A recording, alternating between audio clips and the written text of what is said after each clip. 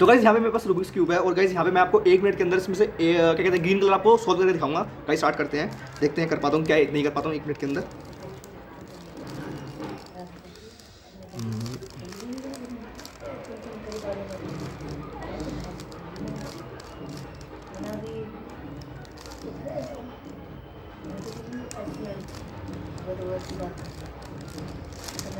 तो गाइस काफ़ी हद तक तो मैंने कर दिया है, आप देखो इतना तो कर दिया गाइस। देखते हैं कर पाता हूँ कि नहीं कर पाता हूँ। अब 2 नीचे हैं इसके, लेट्स सी।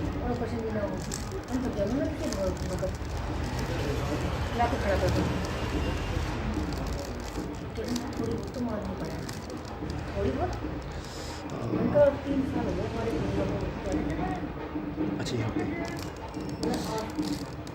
गाइस बस एक रह रहा है, फटाफट से करता हूँ।